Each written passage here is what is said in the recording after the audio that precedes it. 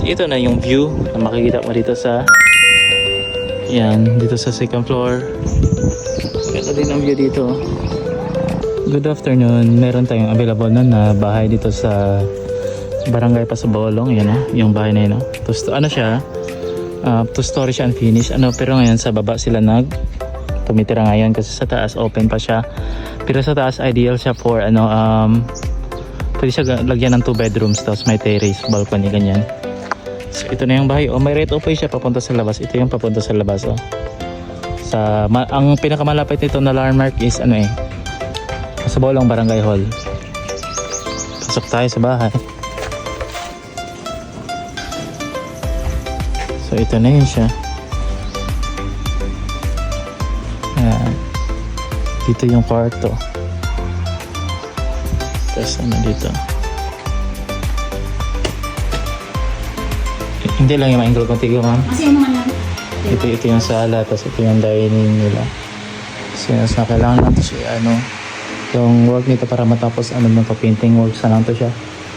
Sa ceiling nila. Tapos ito, finishing dito. Finish. Smooth na ba dito? Yan, painting works na lang to siya dito. Tsaka may tiles naman, Tapos dito, i-tiles na lang din. Tapos yan. Dito yung CR and toilet and bath nila. Kita sa taas.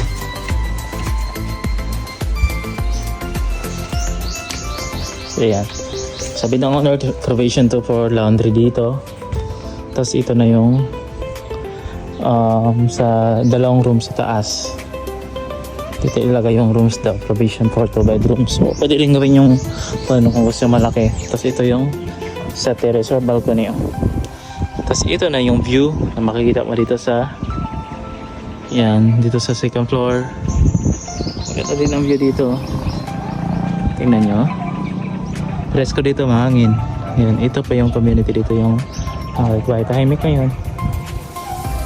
Yan, ang reason for selling pala ng owner nito is kasi maglilipat na sila sa sa Santa Maria. May pinapatay din sila bahay doon sa Santa Maria.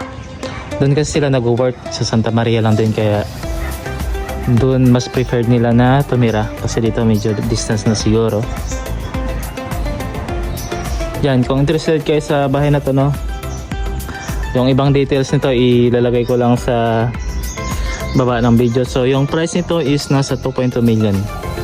So kung interesado kayo, pa lang to, cash basis.